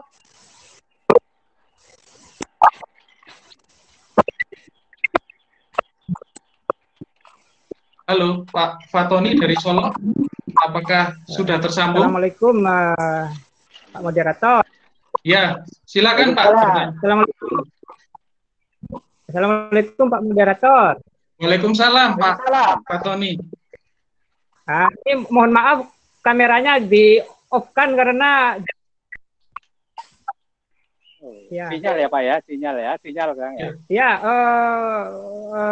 izin bertanya ini, ya betul. Yang pertama, sekarang kan lagi marak-maraknya Budik Damber, ya Pak Oh iya, Dokter. Ye, Budik Damber, ye. Iya, ini nih demam Budik Damber nih, gitu. Oh iya Pak ya. Iya, saya ingin praktek gitu. Ya. Kebetulan ada ember nih 125 liter gitu. Ya, Jadi ikan apa saja yang bisa pelihara di dalamnya selain lele, mungkin nila atau apa gitu kan. Terus yang kedua, kalau itu embernya diletakkan di bawah naungan misalnya di bawah kanopi atau di bawah pohon, artinya sinar matahari itu tidak langsung, apakah itu bisa tidak mempengaruhi pertumbuhan dari ikan itu gitu. Itu yang kedua. Itu yang terakhir mungkin ini untuk pergantian airnya ini kan akan dikombinasikan dengan sayur gitu kan. Sayur kemungkinan perkiraan sebulan panen. Itu apakah cukup dengan memelihara ikan dari ikan ukuran tebar sampai sebulan atau perlu nanti tahap kedua sayurnya gitu. Mungkin itu aja Pak. Terima kasih atas jawabannya. Assalamualaikum warahmatullahi wabarakatuh. Waalaikumsalam warahmatullahi wabarakatuh. Baik, langsung dijawab mawon deh Pak. Terima kasih Bapak atas pertanyaannya. Jadi sekarang banyak budik damber ya. Jadi budidaya ikan di dalam ember ya, menggunakan ember ya. Nah itu sekarang baru ngetren gitu ya, di mana-mana ya. Nah apa saja yang bisa dibudidayakan ya? Biasanya banyak teman-teman yang membudidayakan lele ya, budidayakan lele. Akan tapi nila juga bisa ya. Nila juga bisa dilakukan di budik damber ya. Jadi silakan untuk memilih apakah lele atau nila. Ya dua spesies itu yang banyak dibudidayakan karena memang benihnya mudah untuk diperoleh ya, benihnya untuk mudah diperoleh. Kemudian yang kedua pertanyaan tentang penempatan budik damber ya, embernya ditempatkan di mana? Apakah di bawah kanopi atau kemudian di tempat yang teduh tadi di bawah pohon boleh atau tidak ya? Nah, yang terpenting adalah sebenarnya suhu ya, sebenarnya suhu. Jadi apabila suhunya itu suhu yang optimal itu akan memberikan efek yang bagus terhadap pertumbuhan ya. Jadi kalau ikan itu merupakan hewan berdarah dingin sehingga suhu tubuhnya itu sangat dipengaruhi oleh suhu air ya, suhu air. Nah, pada saat suhu air turun itu nafsu makan ikan itu juga akan turun sehingga nanti pertumbuhannya juga turun. Nah, seberapa suhu yang baik untuk ikan-ikan yang ada di Indonesia ya, biasanya sekitar 25 sampai 30 ya, itu cukup baik untuk pertumbuhan. Nah, tadi Bapak menanyakan apabila di bawah pepohonan bagaimana ya? Coba dicek suhunya seberapa Pak. Nanti kalau suhunya tidak turun, jadi suhunya masih sekitar 25-30, itu ya masih bagus. Akan tapi nanti kalau suhunya sudah turun, itu nanti akan mempengaruhi pertumbuhan, ya, akan mempengaruhi pertumbuhan. Oke, yang ketiga tentang prinsipnya tadi yang ditanyakan adalah berapa kali sayuran itu bisa ditanam gitu ya. Berapa kali sayuran itu bisa ditanam. Nah, prinsipnya adalah apabila nutrisi untuk tanaman itu memenuhi untuk pertumbuhan tanaman itu bisa ditanam kembali. Jadi silakan untuk menanam apabila sebulan sudah panen, kemudian biasanya karena pakan yang diberikan pada akhir pemeliharaan ikan itu adalah cukup banyak, kemudian nutrisi yang terbentuk dari pakan tersebut degradasi dan mineralisasi dari pakan tersebut itu nanti akan cukup banyak, sehingga itu juga bisa digunakan untuk pertumbuhan tanaman. Sehingga silakan itu digunakan lagi untuk menanam sayuran agar kemudian kita bisa memproduksi sayuran. Nah, biasanya dengan bertambahnya jumlah pakan yang diberikan, karena tadi nutrisi itu juga lebih tinggi untuk tanaman, tanaman akan lebih cepat tumbuh, sehingga itu akan sayang apabila nutrisi yang sudah cukup banyak di air itu tidak digunakan untuk menanam sayuran, ya. Tunggu ditambah lagi sayuran apabila sudah panen, ya. Nah, demikian kayaknya ada 3 ya Pak Tony ya, ada 3 pertanyaan ya. Iya, betul. Ya betul itu tadi memang tentang aplikasi aquaponik ya Pak. Jadi Ya, antara aquaponik, budidaya ikan dengan budidaya sayuran begitu. Di waktu yang sama. Jadi bisa saling mengoptimalkan dua komoditas itu. Kemudian saya lanjutkan ke saya tambahkan mungkin Pak Tony, saya tambahkan ya. Jadi prinsip aquaponik itu sekarang mempunyai beberapa varian nama, ya, namanya ada macam-macam. Jadi budik gambar tadi dikombinasikan dengan tanaman itu juga sebenarnya prinsipnya aquaponik. Kemudian ada juga yang namanya Eumina ya, Eumina. Eumina itu sayuran dan mina ya, sayuran dan ikan. Itu sebenarnya juga prinsipnya adalah aquaponik. Ada juga yang namanya Bumina. Kalau tadi Yu itu Mbak Yu, kalau Bu ini ibu-ibu gitu ya. Ibu-ibu Bumina ya. Bumina. Itu apa? Buah dan ikan, mina kan ikan. Jadi itu juga prinsipnya aquaponik. Kemudian teman-teman di Malang sana ada yang mengembangkan dengan nama yang lain juga ya, nama yang lain juga, yaitu dengan program One Home, One Pond ya, OHOP itu juga ada. Itu juga prinsipnya adalah aquaponik ya. Jadi varian nama aquaponik cukup banyak, termasuk tadi budik gambar. Oke. Ya, terima kasih. Baik. Iya, cukup informatif sekali gitu ya. Jadi ternyata kalau di istilah perikanan itu kita mengenal aquaponik, tapi istilah yang lebih memasyarakat itu ternyata banyak sekali ya Pak. Padahal semua itu artinya juga sama gitu. Ya, prinsipnya sama. Prinsipnya sama. Saya lanjutkan untuk penanya selanjutnya, Urai Suci dari Pontianak. Apakah sudah bisa mengaktifkan mikrofonnya? Ya, sudah Pak. Assalamualaikum warahmatullahi wabarakatuh. Waalaikumsalam. Ya. Selamat siang Pak Salim, mohon bertanya ya, Pak. Mari Bu, selamat siang. Pontianak. Dari Pontianak ya? Iya, dari Kalimantan Barat. Jadi begini Pak, saya kan ada hidroponik di rumah, ada halaman rumah itu ada tanaman hidroponik. Nah, kebetulan pada waktu itu saya ingin budidaya lele untuk di tandonnya, karena kita pakai terpal waktu itu. Nah, jadi sempat berapa kali panen untuk lele dan memang hasilnya cukup banyak. Cuman kami punya kendala Pak, karena di halaman itu kan kita nggak punya nggak punya parit-parit ya. Jadi kalau misalnya mau mengeluarkan airnya itu kita mesti buang pakai selang. Nah, kendalanya itu setiap minggu itu kita harus kuras karena airnya bau. Jadi waktu itu mungkin makanannya sebenarnya waktu itu. Cuman yang mau saya tanyakan, bagaimana solusinya supaya waktu kita budidaya lele itu airnya tidak begitu bau Pak, sehingga merusak lingkungan kan? Karena kita juga karena di halaman rumahnya itu berdekatan, jadi menimbulkan masalah. Terima kasih. Terima kasih Bu. Ya, terima kasih. Monggo Pak Alim langsung. Baik. Ya, memang air yang bau dari budidaya lele itu menjadi permasalahan lingkungan gitu ya. Nah, bagaimana cara mengatasinya ya? Cara mengatasinya. Pertama bisa diatasi dengan menggunakan probiotik, Ibu.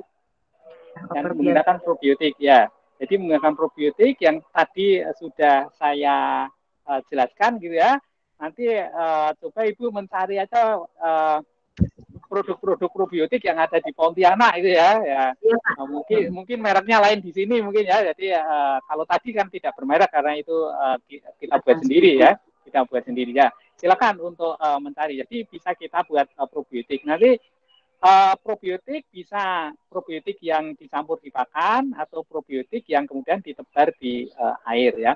Apabila ibu itu membeli probiotik kemudian langsung dicampurkan di pakan, itu nanti biayanya jadi tinggi ya Bu ya. Biayanya jadi tinggi. Oleh karena itu agar lebih hemat, itu kemudian probiotiknya dikultur dulu seperti apa yang sudah saya sampaikan tadi. Dikultur menggunakan jirigen-jirigen dengan tadi media yang sudah saya sampaikan tadi. Itu bisa kemudian dicampur. Nah, untuk lele selain itu ya, selain bisa juga kita kombinasikan dengan mengalirkan air sedikit demi sedikit, sedikit-sedikit netes-netes saja, ya netes-netes saja. Akan tapi air yang dibuang itu adalah air yang bawah.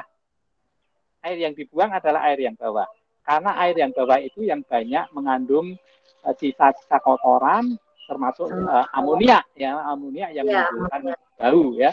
Jadi dialirkan netes-netes sedikit demi sedikit, kemudian aliran air itu jangan dibuang begitu saja, akan tetapi dialirkan ke tanah yang digunakan untuk budidaya tanaman.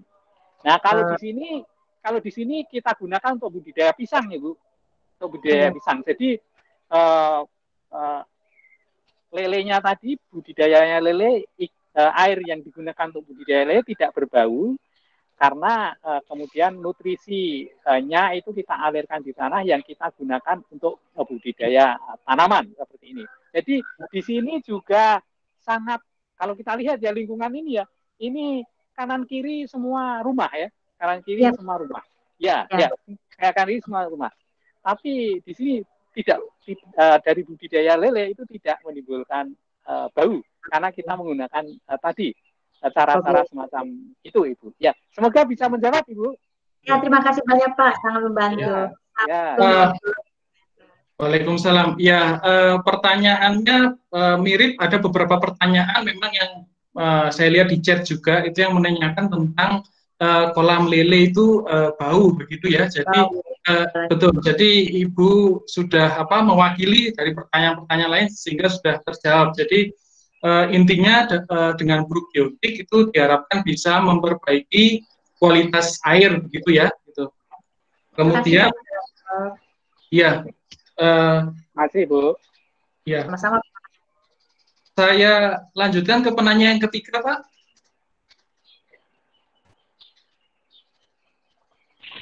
Kok ketiga terus?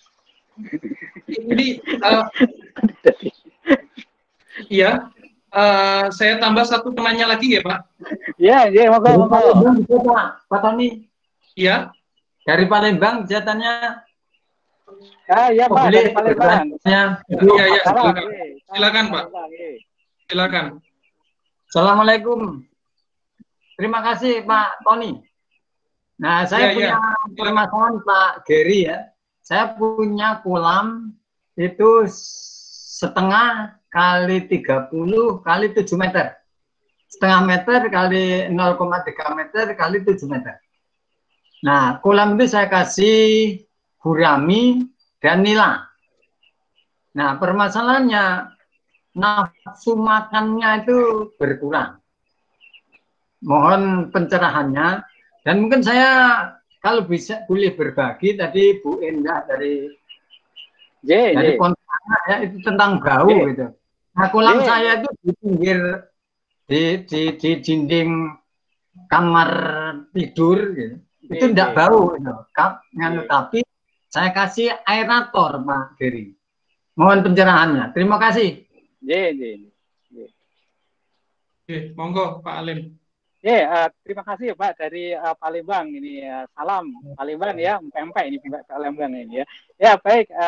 Jadi Bapak memelihara ikan nila dan ikan gurame gitu ya. Kemudian mempunyai nafsu makan yang rendah gitu ya. Nafsu makan yang rendah. Coba Bapak dicek apakah suhunya itu terlalu rendah atau tidak gitu ya. Nah, kalau tadi sudah diberi aerasi itu sudah cukup bagus ya, sudah cukup bagus. Nah, coba kalau suhunya terlalu rendah, mungkin bagian atasnya mungkin perlu ditambahkan kanopi yang transparan gitu ya, agar kemudian sinar matahari bisa masuk. Karena apabila kita menggunakan heater itu nanti akan tidak ekonomis gitu ya Pak ya, karena biaya listriknya tinggi gitu ya, biaya listriknya tinggi. Jadi itu coba suhunya Pak. Di rumah saya juga memelihara seperti yang Bapak lakukan. Saya memelihara gurame dan juga nila. Itu juga di emperan itu ya Pak ya. Di emperan itu mepet dengan tembok rumah gitu ya. Itu bisa tumbuh dengan baik ya. Jadi guraminya bisa 1 kilo, 1,5 kilo, ya, cukup bagus. Dan saya juga menggunakan pakan pelet, akan tapi juga menggunakan pakan tadi seperti daun-daun karena gurame tadi sangat suka dengan daun-daun tadi ya. Terima kasih Bapak, juga terima kasih atas sharingnya tadi bagaimana mengatasi daun tadi dan jadi dengan aerasi ya, jadi itu memang akan mensuplai oksigen yang bagus untuk pertumbuhan. Terima kasih Bapak. Sami-sami Pak. Iya. Mungkin kita masih ada waktu sedikit nih Pak Alim. Mungkin saya tambahkan 1 atau 2 pertanyaan lagi. Gitu. Mau nanya Mas, admin dari Kota Semarang. Oh iya, dari Kota Semarang. Iya silakan Bu.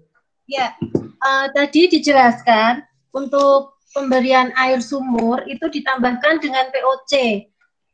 Betul ya Pak ya, begitu J yang tadi Pak. Apakah POC itu POC yang kita bikin bisa atau harus beli yang di pabrikan ya, dan untuk komposisinya berapa? Oh ya, Matur suwun Bapak. Matur suwun, Jadi mengapa kok air sumur tadi perlu kita tambahkan POC begitu ya? POC itu pupuk organik cair begitu ya, pupuk organik cair. Nah, itu karena biasanya kalau air sumur itu mengandung nutrien yang rendah untuk pertumbuhan plankton ya, biasanya. Sehingga perlu kita sedikit pupuk ya, pupuk. Nah, kalau kita biasanya menggunakan POC yang kita beli, akan tapi bisa juga menggunakan POC yang kita buat sendiri. Sekarang kan cukup mudah untuk membuat POC ya, karena di sini agak lahannya itu kan bukan lahan di belakang rumah yang dihuni, akan tapi di sini di samping-samping rumah cukup banyak hunian rumah, sehingga kemudian kita tidak membuat POC ya. Kalau saya di rumah membuat POC sendiri Bu, itu bisa digunakan. Kami membuat POC sendiri. Jadi ukurannya seberapa gitu ya? Ukurannya seberapa? Jadi kalau untuk 1 ton air ya, 1 ton air itu kan sekitar 1.000 liter gitu ya, 1.000 liter. Kita cukup hanya memberikan sedikit saja, yaitu kalau kita beli POC itu kita kan ada tutupnya itu ya Bu ya, di botolnya ya, tutupnya di botolnya. Nah itu kita cukup memberikan 1 atau 2 tutup botol saja, jadi jangan terlalu banyak ya, jangan terlalu banyak. Jadi sudah cukup demikian, biasanya kemudian nanti pertumbuhan planktonnya akan tumbuh cukup bagus. Kalau terlalu banyak nanti pertumbuhan plankton juga terlalu banyak, nanti juga tidak bagus Ibu. Nah itu demikian. Nah nanti juga tergantung apakah kita akan menggunakan sistem bioflok atau bukan ya. Nah kalau menggunakan sistem bioflok nanti kita akan mendapatkan bahan-bahan yang lain. Tapi di sini kita tidak menerapkan sistem bioflok, mungkin lain kali saja, mungkin kalau kita ada waktu yang lain kita bisa bahas lebih lanjut ya. Demikian Ibu, jadi POC bisa kita gunakan baik itu yang kita beli maupun yang kita buat sendiri. Terima kasih Ibu. Ya, makasih Pak. Baik, terima kasih Pak Alim. Mungkin kita waktu lagi untuk penanya terakhir, begitu. Karena sudah waktu mendekati jam 12. Saya persilakan Ibu Kurnia Dewi dari Sleman. Ya, Pak. Ya, silakan Ibu Kurnia Dewi. Ya, saya dari Sleman. Kebetulan saya Ketua KWT, Pak, di sini. Yang ingin saya tanyakan di sini kan anggota saya dan kebetulan kami satu kelompok itu melakukan budidakber. Terus ini ada beberapa pertanyaan yang ingin saya tanyakan kepada Bapak. Yang pertama, untuk di budidakber ini kami membudidayakan ikan lele. Kebetulan untuk angka kematian ikan lelenya sangat tinggi, Pak. Jadi ada beberapa anggota yang lelenya itu 1 hari mati semua. Kemudian pertanyaan kedua, untuk aturan pemberian makan untuk ikan lele yang dalam budidakber itu seberapa dan harusnya berapa kali dalam 1 hari. Untuk yang pertanyaan ketiga, itu cara mengatasi ikan yang menggantung dan perutnya membesar.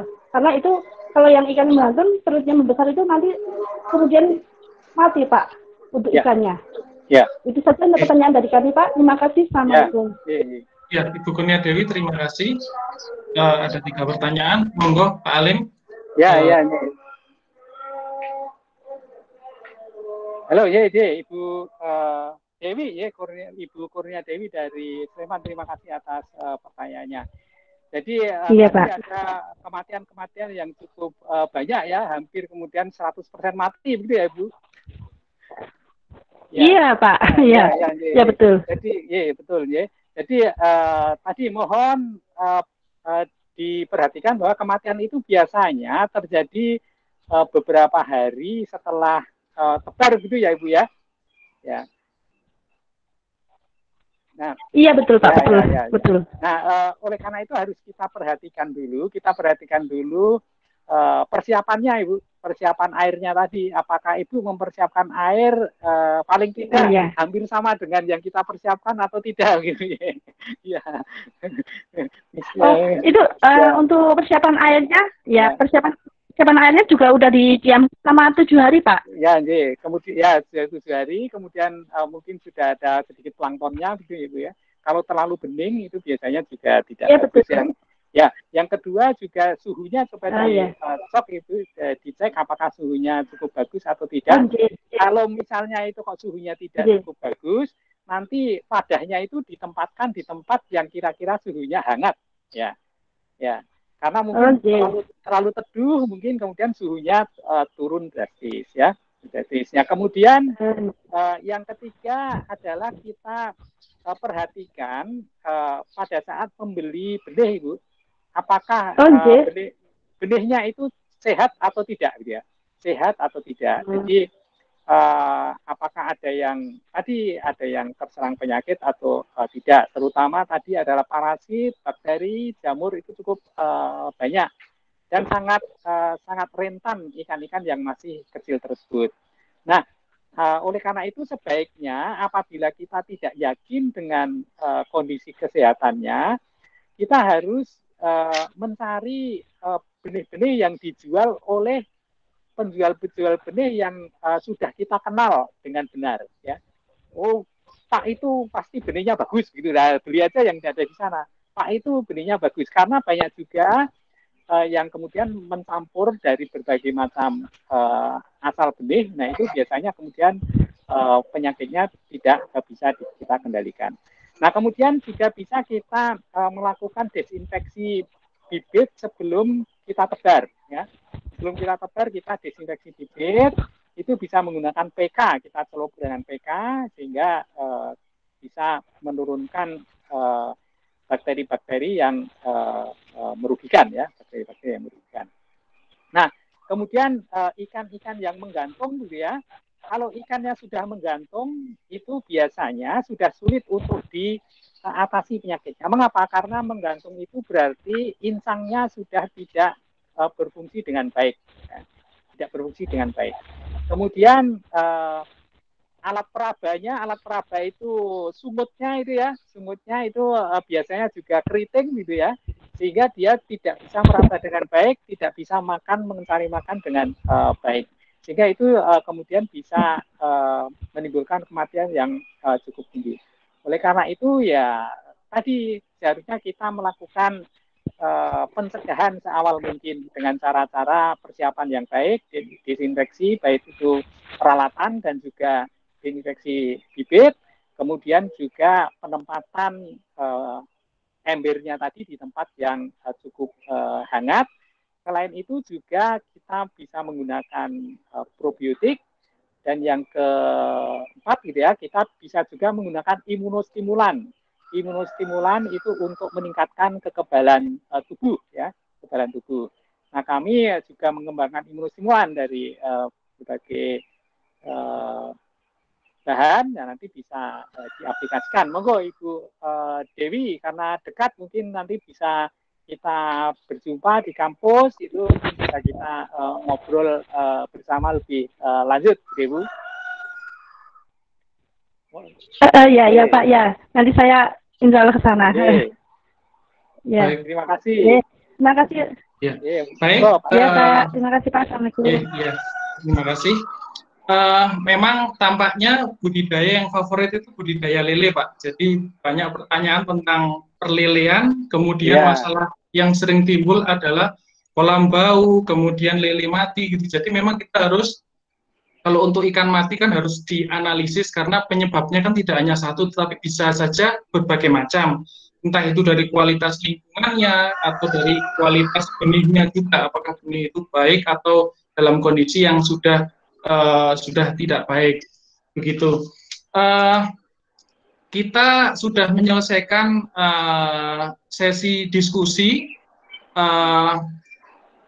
Kesimpulan kita hari ini adalah bahwa kita bisa melakukan budidaya ikan sendiri di rumah. Jenis spesies yang bisa dibudidayakan terserah, tergantung dari Bapak Ibu Sobat Desa sekalian gitu. Kemudian jadi saya semangat untuk bisa budidaya ikan di rumah. Sobat Desa, sayangnya tidak terasa kita telah sampai di penghujung acara. Saya ucapkan terima kasih kepada Pak Alim yang telah sharing ilmunya. Semoga bermanfaat bagi kita semua. Terima kasih pula kepada seluruh Sobat Desa yang sudah aktif mengikuti kegiatan Bincang Desa kali ini, mulai dari awal jam 10 sampai jam 12 ini. Saya selaku moderator, mohon maaf atas kesalahan dalam memandu acara. Saya ingatkan kembali bahwa untuk Bincang Desa selanjutnya akan kami selenggarakan besok Minggu, jam 10 sampai dengan jam 12, dan informasinya akan kami update melalui Instagram @desaapps.ugm. Kemudian jangan lupa untuk mengisi link post-test untuk bisa mendapatkan e-certificate. E-certificate kami akan dikirimkan 1 minggu kemudian serta materi dari narasumber. Kemudian video rekaman terkait acara Bincang Desa ini akan kami upload di IG TV Desa App. Jadi jangan lupa ikuti terus IG kami. Terima kasih juga kepada Desa Apps yang juga telah memfasilitasi acara ini. Untuk Sobat Desa semuanya, semoga sehat selalu dan kita mendapatkan manfaat dari acara ini. Baik, saya akhiri. Akhir kata, selamat siang. Wassalamualaikum warahmatullahi wabarakatuh. Semoga kita bertemu di kesempatan. Mungkin bisa foto bersama dulu sekali lagi, Pak. Mumpung banyak begitu. yang. Iya. Oke. Mohon maaf Pak Ibu. Sebelum kita live meeting, mohon untuk mengaktifkan kameranya, kita foto dulu. Pak Tony. Ya. Katanya ada. Sudah. Baik. Saya hitung ya. Ada Suryati. Ya, Bapak Ibu sudah mengaktifkan kameranya? Oke, silakan Bu Raya. Oke. 1, 2.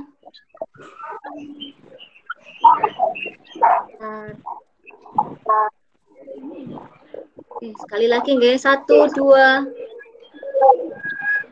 Ampun. Ya, oke. Ampun. Baik, Bapak Ibu, terima kasih atas partisipasinya. Sampai jumpa di episode Bincang Desa episode selanjutnya. Wassalamualaikum warahmatullahi wabarakatuh. Waalaikumsalam warahmatullahi wabarakatuh. Salam Bu Re. Halo Bu Re. Sehat Bu Re? Iya. Alhamdulillah. Kapan main Jogja? Iya, untuk seminar. Halo Bu Re. Halo Bu Re. Bu Re. Hai. Sinut Pak Edi, jalan Sinut Pak Edi. Terima kasih Pak Ali, terima kasih Pak Tony. Mohon maaf saya live terlebih dulu. Ya, saya juga ya. Tadi ada yang masuk ya? Iya. Yuk, masuk. Yuk. Mati. Kumpulin apa ya?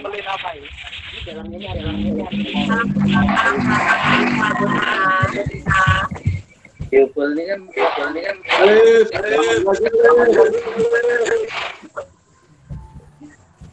Ya, assalamualaikum. Waalaikumsalam.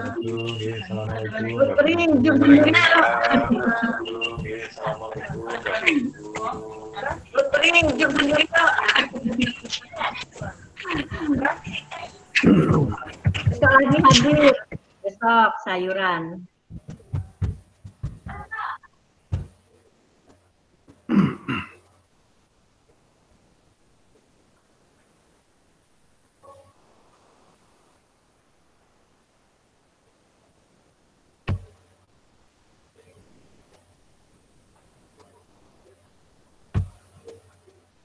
Fatihah.